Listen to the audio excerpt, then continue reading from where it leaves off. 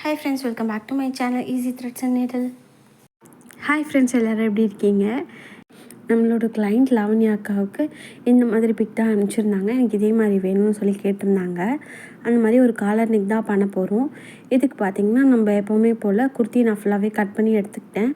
Shoulder பார்த்திங்கன்னா full shoulder எடுத்துக்கோங்க. அது இல்லாமல் ஒரு 1/2 இன்ச் வந்து எக்ஸ்ட்ரா எடுத்துக்கோங்க. ஸ்லீவ் அட்டாச்மெண்ட்டுக்காக ஒரு 1/2 இன்ச் எக்ஸ்ட்ரா எடுக்கணும். உங்களோட ஷோல்டர் பார்த்திங்கன்னா ஒரு 15.5 வரும். அதை டிவைடட் பை 2 பண்ணணும். அதனோட ஒரு 1/2 இன்ச் எக்ஸ்ட்ரா சேர்த்து நான் எடுத்துக்கிட்டேன். அதே தான் வந்து ஆமோட ஹைட்டாகவும் வரும். நான் அதுக்கேற்ற மாதிரி ஃபுல்லாகவே மார்க் பண்ணி வச்சுருக்கேன். இப்போ நெக் வித் பார்த்திங்கன்னா ஒரு 3 இன்ச்சஸ் நான் கொடுக்குறேன். இப்போ வந்து ஃபர்ஸ்ட் வந்து நம்ம பேக் நெக்குக்கு ஒரு 1/2 இன்ச்சு டவுன் கொடுத்து ஒரு ஷேப் வந்து நம்ம போட்டு எடுத்துக்கலாம். இது வந்து அவங்க கஸ்டமரோட நீடை பொறுத்து காலர் எப்படி ஒட்டி வேணுமா, இல்லை எனக்கு ஒரு சில பேர் கேட்பாங்க எனக்கு ரொம்ப ஒட்டின மாதிரி வேணால் கொஞ்சம் ஃப்ரீயாக இருக்கணும்னு கேட்பாங்க. அவங்களுக்காக இருந்தால் ஒரு 1 இன்ச்சு நீங்கள் டவுன் பண்ணிக்கலாம்.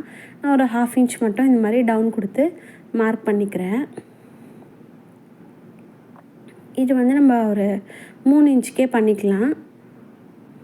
ஏன்னா நம்ம இதை டேரெக்டாக வந்து அந்த துணி மேலே ராங் சைடில் வச்சு அப்படியே ஸ்டிச் பண்ண போகிறோம். அடித்து திருப்ப போகிறதில்ல. அதனால் அந்த 3 இன்ச் அப்படியே கொடுத்துக்கிறேன். இப்போ பாருங்கள், நான் ஃப்ரண்ட்டு மார்க் பண்ணிக்கிறேன். ஃப்ரண்ட்டுக்கு வந்து 1/2 இன்ச் எக்ஸ்ட்ரா நம்ம இங்கே குழிவாக கட் பண்ணணும் இல்லையா, அதுக்கு நான் மார்க் பண்ணிக்கிறேன். ஃபர்ஸ்ட் அது என்ன ஷேப் இருக்கோ அதை மார்க் பண்ணிவிட்டு அதுலேருந்து ஒரு 1/2 இன்ச் நல்லா உள்ள தள்ளின மாதிரி இன்னொரு மார்க்கிங் வந்து கொடுத்துட்டு அப்படியே கர்வாக நம்ம மார்க் பண்ணிக்கலாம். நம்ம ஆல்ரெடி கட் பண்ணதுலேருந்து 1/2 இன்ச் எக்ஸ்ட்ரா வர மாதிரி இந்த மாதிரி மார்க் பண்ணிவிட்டு நான் ஃபுல்லாகவே கட் பண்ணி எடுக்க போகிறேன். பாருங்கள், சிசர் இங்கேருந்தே நம்ம கட் பண்ண ஆரம்பிக்கணும். அப்போ தான் இந்த சைடில் வந்து உங்களுக்கு சுருக்கம் எதுவுமே வராமல் நல்லா நீட்டாக வரும். இப்போ வந்து நம்ம ஃப்ரண்ட் நெக்கோட ஹைட் மார்க் பண்ணிக்கலாம். நெக் வித் பார்த்திங்கன்னா எனக்கு வந்து ஒரு 3 இன்ச்சு தேவை. அந்த 3 இன்ச்சை நான் இங்கே மார்க் பண்ணிக்கிறேன். இப்போ நெக்கோட இறக்கம் மார்க் பண்ணணும்.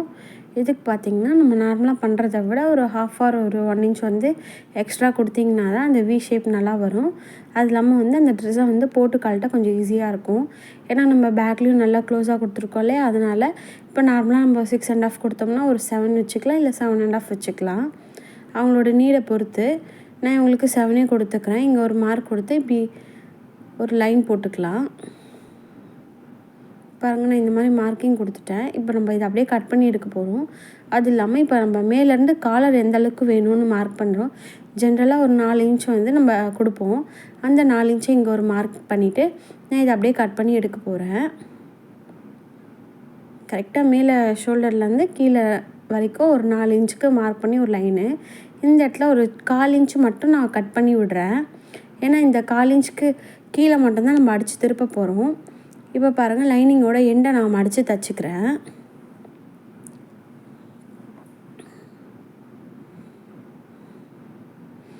என்னோடய நெக் பார்த்திங்கன்னா ரொம்ப ஈஸியாக ஃபினிஷ் பண்ணிடலாம். ஃபர்ஸ்ட் வந்து பேக் பார்ட் வந்து நான் ஸ்டிச் பண்ணிக்கிறேன். பேக் பார்ட்டுக்கு நம்ம ராங் சைடில் வச்சு சுற்றிலும் அப்படியே ஒரு ஸ்டிச் போட்டாலே போதும். இந்த நம்ம அடித்து திருப்பணும்னு அவசியம் இல்லை. ஏன்னா மேலே வந்து காலர் அட்டாச் பண்ண போகிறோம். அதனால் மெயின் கிளாத்தோட ராங் சைடுக்கு மேலே இந்த லைனிங்கை வச்சு சுற்றிலும் ஒரு ஸ்டிச் வந்து போட்டு எடுக்க போகிறேன். இந்த மாதிரி நல்லா நீட்டாக அட்ஜஸ்ட் பண்ணிவிட்டு 2 பக்கமும் ஈக்குவலாக கிளாத் இருக்கான்னு பாருங்கள். ஏன்னா நம்ம லைனிங்கை விட மெயின் கிளாத் வந்து கொஞ்சம் அதிகமாக எடுப்போம் இல்லையா, 2 சைடும் ஈக்குவலாக இருக்கான்னு பார்த்துட்டு நம்ம ஸ்டிச் பண்ண ஸ்டார்ட் பண்ணிக்கலாம்.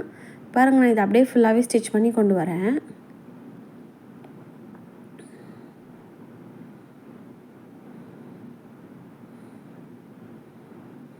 இந்த மாதிரி கிளாத்தை கொஞ்சம் கொஞ்சமாக அட்ஜஸ்ட் பண்ணி நம்ம ஃபுல்லாகவே ஸ்டிச் போட்டு எடுத்துக்கலாம். நான் அப்படியே ஃபுல்லாக ஸ்டிச் போடுறேன்.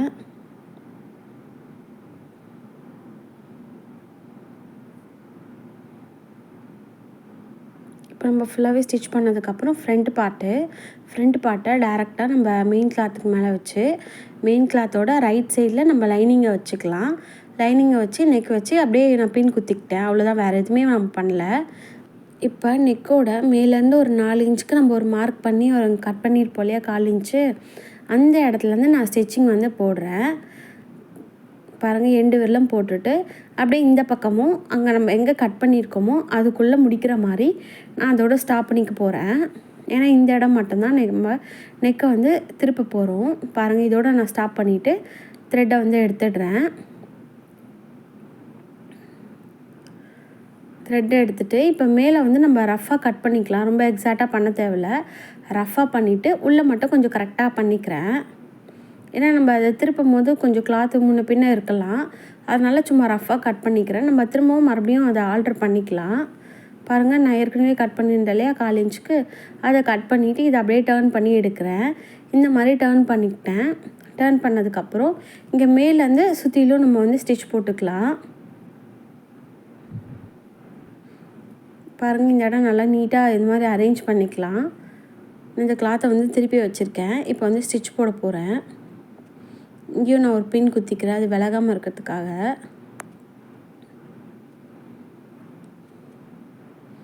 இப்போ வந்து இங்கேருந்து நம்ம அப்படியே 1/4 இன்ச்சுக்கு அப்படியே ஸ்டிச் பண்ணிகிட்டே வரோம். ஸ்டிச் பண்ணிகிட்டே வரும்போது கீழே வந்தோடனே இந்த நெக்கோட அந்த எட்ஜ் இருக்கும் இல்லையா, அந்த இடத்துக்கு வந்துடுவோம். அந்த எட்ஜிலேயே அப்படியே எப்போவுமே போல் ஸ்டிச் பண்ணுவோம் இல்லையா நெக்கோட எட்ஜில், அதே மாதிரி ஃபினிஷ் பண்ணிக்கலாம். இங்கே வந்துட்டு திரும்பவும் இந்த 1/4 இன்ச்சில் வந்து அப்படியே கொண்டு வந்து நம்ம முடிச்சிடணும். இந்த 1/4 இன்ச் வந்து ரா எட்ஜஸ் இருக்குல்ல, நம்ம காலர் வச்சோடனே அது எல்லாமே உள்ளே ஃபினிஷ் ஆகிடும். இப்போ இங்கே எக்ஸஸாக உள்ள கிளாத்தை வந்து நம்ம கட் பண்ணி எடுத்துக்கலாம்.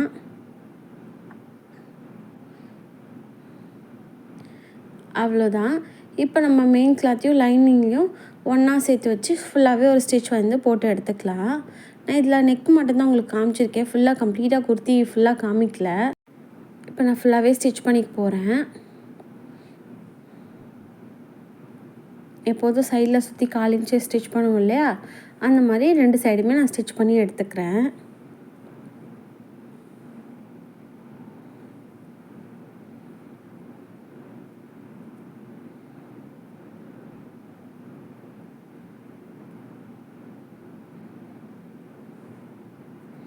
பாருங்கள், நான் ஃபுல்லாக கம்ப்ளீட்டாக ஸ்டிச் பண்ணிவிட்டு எக்ஸ்ட்ரா உள்ள கிளாத்லாம் கட் பண்ணி கொண்டு வந்துட்டேன். இப்போ வந்து ஷோல்டர் வந்து ஜாயின் பண்ணிக்கலாம். கரெக்டாக 2 ஷோல்டரையும் ஈக்குவலாக வச்சுட்டு 1/2 இன்ச் அளவுக்கு நம்ம அப்படியே ஸ்டிச் போட்டுக்கலாம்.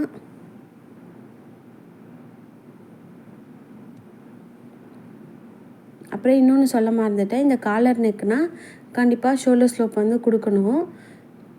இப்போ அவங்களுக்கு ஷோல்டர் வந்து ரொம்ப ஸ்லோப் இல்லைன்னா நீங்கள் ஒரு 1/2 இன்ச் கொடுங்க. இந்த கிளைண்ட்டுக்கு பார்த்திங்கன்னா நல்லாவே ஷோல்டர் வந்து ஸ்லோப் இருக்கும். நான் ஒரு 1 இன்ச் அளவுக்கு கொடுத்துருக்கேன்.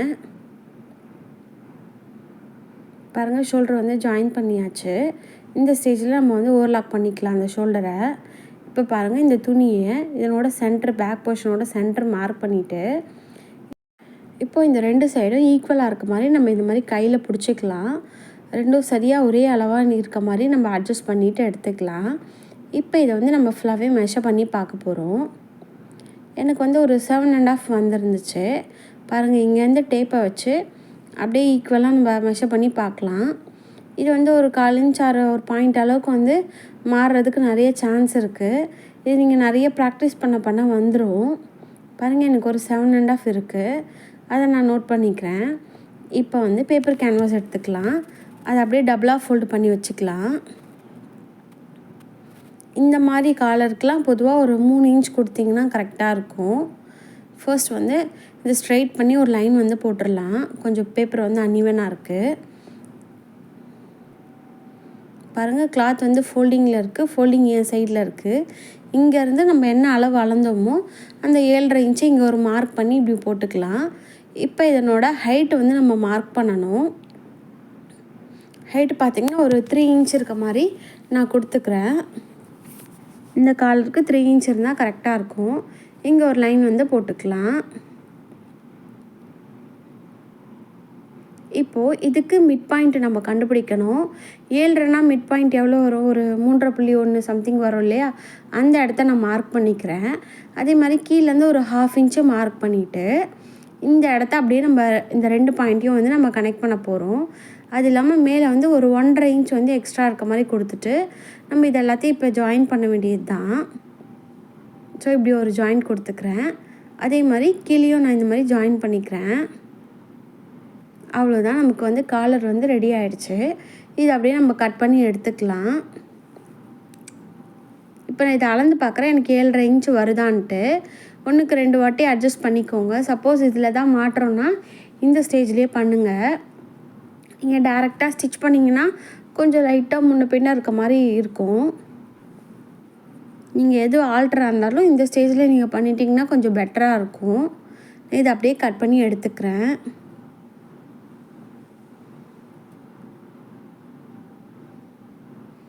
கொஞ்சம் இடையில கொஞ்சம் பிரேக் ஆகிடுச்சு. எனக்கே ஒரு மாதிரி டிசப்பாயின்மெண்ட் ஆகிடுச்சு. நம்ம நிறைய வீடியோ கஷ்டப்பட்டு எடுத்து போடுறோம். அதை நிறையா இப்போ ட்ரெண்டில் உள்ளது தான் போடுறோம். பட் பெருசாக நமக்கு ஒரு லைக்கோ ஒரு கமெண்ட்டோ வரல. ரொம்ப எஃபர்ட் போட்டு ஒன்று வரலன்னா நமக்கே இன்ட்ரெஸ்ட் இருக்காதுல்ல. அதனால தான் நான் கொஞ்சம் இடையில வந்து ஸ்டாப் பண்ணிட்டேன். சரி, இப்போ மறுபடியும் ஆல்ரெடி எடுத்து வச்சுருக்கேன். ஏதோ பிக்னஸ்க்கு கொஞ்சம் யூஸ்ஃபுல்லாக இருக்குன்றதுக்காக நான் திரும்பவும் போட ஆரம்பிச்சிருக்கேன். இப்போ பாருங்கள், 2 கிளாத் வந்து சேம் கிளாத்தே ஓகேன்னு சொல்லிட்டாங்க. நான் வேறு யோசித்தேன், இதுக்கு கான்ட்ராஸ்ட்டாக கொடுத்தா காலர் தனியாக தெரியும், நம்ம ஒயிட்டு இல்லைன்னா அந்த ப்ளூ கலர் தனியாக எடுத்துக்கலாம், ப்ளெயின் கிளாத்தாக எடுத்துக்கலான்னு கேட்டேன். அவங்க என்ன சொன்னாங்கன்னா, இதுலேயே ஓகே தாம்மா அப்படின்னு சொல்லிட்டாங்க. ஸோ நான் மெயின் கிளாத்தையே 2 கிளாத் எடுத்திருக்கேன். ரைட் சைடும் ஒன்றா இருக்க மாதிரி வச்சுட்டு அதுக்கு மேலே இந்த பேப்பர் கேன்வாஸை வச்சு சுற்றிலும் ஸ்டிச் பண்ண போகிறேன். இப்போ ஸ்டிச் பண்ணுறது பார்த்திங்கன்னா அந்த கேன்வாஸோட எட்ஜிலேயே ஸ்டிச் பண்ணுங்கள். பாருங்கள், கரெக்டாக அதனோட பாயிண்ட்டு அந்த கேன்வாஸோட அந்த எட்ஜு பாயிண்டில் நான் ஸ்டிச் பண்ணுறேன். இதை அப்படியே ஃபுல்லாகவே நம்ம ஸ்டிச் பண்ணிக்கலாம். இந்த கீழே எண்டு மட்டும் நம்ம ஸ்டிச் பண்ணக்கூடாது. மற்ற 3 பிளேஸ் மட்டும் நம்ம ஸ்டிச் பண்ணிக்கலாம். நான் எங்கே ஸ்டார்ட் பண்ணேன்னு பாருங்கள். அதே மாதிரி நம்ம ஸ்டிச் பண்ணிக்கணும்.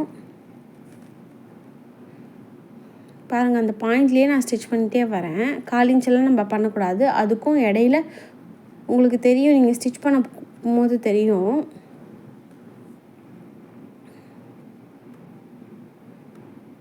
இப்போ அப்படியே இந்த சைடும் நான் ஸ்டிச் பண்ணிக்கிறேன். இதோடு ஸ்டாப் பண்ணிக்கலாம். இப்போ நம்ம எக்ஸ்ட்ரா இருக்க கிளாத்லாம் ஒரு 1/4 இன்ச் மட்டும் விட்டுட்டு எக்ஸஸாக உள்ளதை நம்ம கட் பண்ணி எடுத்துக்கலாம். இதை அப்படியே நம்ம டர்ன் பண்ண போகிறோம். அதே மாதிரி இந்த சைடில் பார்த்திங்கன்னா ஒரு 1/4 இன்ச் மட்டும் இருக்க மாதிரி வச்சுட்டு எக்ஸ்ட்ரா இருந்ததுன்னா நம்ம கட் பண்ணி விட்டுறலாம். எனக்கு கரெக்டாக இருக்குது. இப்போ இதனோட சென்டரையும் நான் மார்க் பண்ணிக்கிறேன். மார்க் பண்ணி ஒரு கட் வந்து பண்ணி விட்டுடுறேன். இதை அப்படியே நம்ம நீட்டாக திருப்பி எடுத்துக்கலாம். இந்த கார்னர்ஸ்லாம் நல்லா நீட்டாக எடுத்து விடுங்க. அப்போ தான் நல்லா ஷேப் வந்து நீட்டாக தெரியும். நான் சீம் ரிப்பரை வச்சு அப்படியே நீட் பண்ணி விடுறேன். பாருங்கள், இப்போ ரெடி ஆகிடுச்சு. இப்போ இது உள்ளே இந்த 2 பீஸ் இருக்கு இல்லையா, ஒரு பீஸை மட்டும் அந்த கேன்வாஸில் வச்சு நம்ம அப்படியே ஸ்டிச் போட போகிறோம். அதுக்கு முன்னாடி இதுக்கு மேலேயே ஒரு டாப் ஸ்டிச் ஒன்று போட்டு எடுத்துக்கிறேன். துணி கொஞ்சம் காட்டன்றதுனால லைட்டாக விலகிட்டே இருக்குது, சாஃப்டாக இருக்குது ரொம்ப. அந்த ரீசன்னால் விலகிட்டே இருக்குது. அதனால் ஒரு டாப் ஸ்டிச் வந்து சுற்றிலும் ஸ்டிச் போட்டு எடுத்துக்கிறேன். இப்போ எடுத்ததுக்கப்புறம் இதுக்குள்ளே இந்த கிளாத்தை இதுக்கு அப்படியே நம்ம கேன்வாஸ் மேலே வச்சு ஒரு கிளாத்தை மட்டும் இந்த மாதிரி உள்ளே மடித்து ஸ்டிச் பண்ண போகிறோம். கரெக்டாக அந்த கார்னரில் மேலே இருக்க கிளாத்தை எடுத்துகிட்டு அந்த கேன்வாஸ் மேலே அந்த கிளாத் இருக்க மாதிரி எட்ஜில் ஒரு ஸ்டிச் வந்து போட்டு எடுத்துக்கலாம்.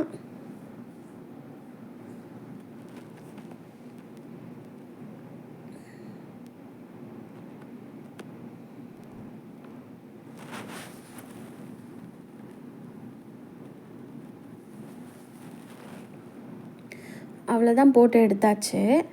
இப்போ இதை வந்து நம்ம டேரெக்டாக அந்த துணியில் வச்சு ஸ்டிச் பண்ண ஆரம்பிச்சிக்கலாம். ஒவ்வொரு ஸ்டேஜ்லேயும் நல்லா நீட்டாக அயன் பண்ணிக்கோங்க. எனக்கு 1/4 இன்ச் மட்டும் இருக்க மாதிரி கிளாத் விட்டுட்டு எக்ஸ்ட்ரா உள்ளதை நான் கட் பண்ணி எடுக்கிறேன். இப்போ நம்ம மெயின் கிளாத்தோட இதனோட பேக் சைடு நம்ம சென்டரை வந்து மார்க் பண்ணிவிட்டு இப்போ இந்த கிளாத்தோட சென்டரு நம்ம ஒரு பக்கம் தைக்காமல் வச்சுருக்கோம் இல்லையா, அந்த கிளாத்தையும் இந்த மெயின் கிளாத்தையும் வச்சு நடுவுலேருந்து தான் நம்ம ஸ்டார்ட் பண்ணணும். அப்போ தான் நமக்கு வந்து அதை சரி பண்ணி கொண்டு வர முடியும். இல்லை நீங்கள் ஸ்டார்டிங்லேருந்தே பண்ணிங்கன்னா கொஞ்சம் முன்ன பின்ன வரதுக்கு வந்து நிறைய சான்ஸ் இருக்குது. அதனால் பேக் நெக்கோட சென்டர்லேருந்து ஒரு பக்கம் ஃபுல்லாக ஸ்டிச் பண்ணி முடிச்சுட்டு அப்புறம் இன்னொரு பக்கம் நம்ம ஸ்டிச் பண்ணிக்கலாம். அதே மாதிரி இந்த ஷோல்டர் ஜாயின் பண்ணது பேக் சைடில் போகிற மாதிரி அந்த கிளாத்தை திருப்பி வச்சுட்டு நம்ம 1/4 இன்ச் அளவுக்கு அப்படியே ஸ்டிச் போட்டு எடுத்துக்கலாம்.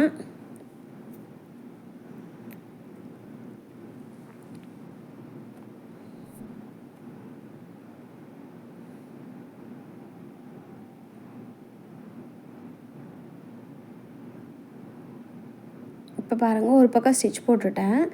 இப்போ இந்த பக்கம் ஆல்ரெடி நம்ம ஒரு பக்கம் மடித்து வச்சுருக்கோம் இல்லையா, அந்த கிளாத்தை இந்த ராயட்ஜஸை அப்படியே உள்ளே கன்சீல் பண்ணுற மாதிரி நம்ம உள்ளே வச்சு ஸ்டிச் பண்ண போகிறோம். நான் இன்னொரு பக்கமும் அதை ஃபினிஷ் பண்ணிக்கிறேன். ஃபுல்லாக கம்ப்ளீட் பண்ணிவிட்டு நம்ம அந்த எண்டுலேருந்து ஃபுல்லாகவே ஸ்டிச் பண்ணிவிட்டு வந்துடலாம். இப்போ நான் விட்டதுலேருந்து ஸ்டார்ட் பண்ணுறேன். இது எல்லாமே வந்து 1/4 இன்ச்சு தான் நம்ம ஸ்டிச் பண்ணணும். ஏன்னா 1/4 இன்ச்சு தான் நம்ம சீம் அலவன்ஸ் கொடுத்துருக்கோம். அதனால் அது மட்டுமே பண்ணிக்கணும்.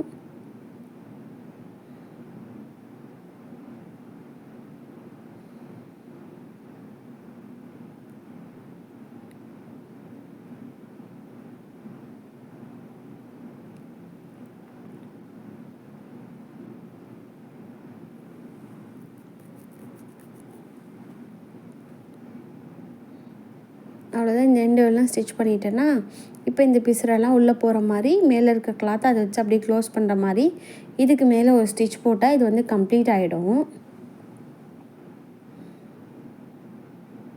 நான் காலர் குர்த்திலாம் ரொம்பலாம் ஸ்டிச் பண்ணதில்லை, எனக்கு மோஸ்ட்டாக ரொம்ப வந்ததில்லை.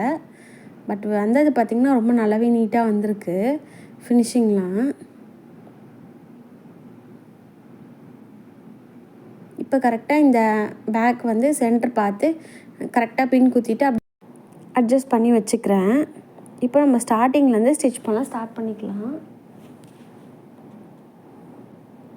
பாருங்கள், இந்த இடத்துலேருந்து நான் ஸ்டார்ட் பண்ணுறேன். இப்படியே நம்ம ஃபுல்லாகவே ஸ்டிச் பண்ணிகிட்டே வந்துடலாம்.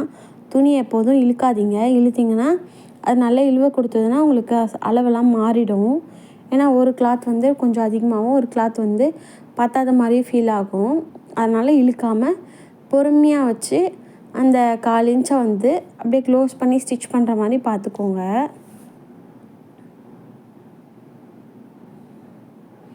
நான் அப்படியே ஃபுல்லாகவே ஸ்டிச் போட்டுகிட்டே வரேன். சப்போஸ் இதில் ஏதாவது உங்களுக்கு லூஸ் இருந்துச்சுன்னா பேக் சைடில் பேக் நெக் இருக்குது பார்த்தீங்களா, அந்த இடத்துல ஒரு குட்டி ப்ளீட்ஸ் மாதிரி லைட்டாக சுருக்க வச்சு ஃபுல்லாக அட்ஜஸ்ட் பண்ணி ஸ்டிச் பண்ணிவிடுங்க. சப்போஸ் வந்துச்சுன்னா சொல்கிறேன். எனக்கு இப்போ நல்லா நீட்டாக வந்துருச்சு. ஃபுல்லாக ஃபினிஷ் பண்ணியாச்சு. இப்போ இந்த பின்னை வந்து ரிமூவ் பண்ணிக்கலாம். ஜஸ்ட் உங்களுக்கு அந்த காலர் அப்படியே வச்சு காட்டுறேன் பாருங்கள். ஃபர்ஸ்ட் டைம் வந்து நம்ம நல்லா நீட்டாக அதை செட் பண்ணி சூப்பராக ஒரு அயர்ன் பண்ணிட்டிங்கன்னா அது எப்போவுமே பெர்மனெண்ட்டாக இருக்கும். அந்த ஷேப் வந்து நம்ம மெயின்டைன் பண்ண முடியும்.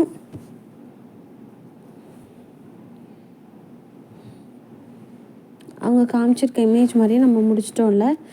இந்த வீடியோ எப்படி இருக்குன்னு சொல்லுங்கள். உங்களுக்கு எதாவது டவுட்ஸ் இருந்தால் எனக்கு சொல்லுங்கள். நான் உங்களுக்கு அடுத்தடுத்த வீடியோவில் நான் உங்களுக்கு சொல்கிறேன். எப்போதும் போல் நார்மல் ஸ்லீவ் அட்டாச் பண்ணிவிட்டு ஃபுல்லாக கம்ப்ளீட் பண்ணோடனே நம்ம குர்த்தி வந்து இந்த மாதிரி தான் இருந்துச்சு.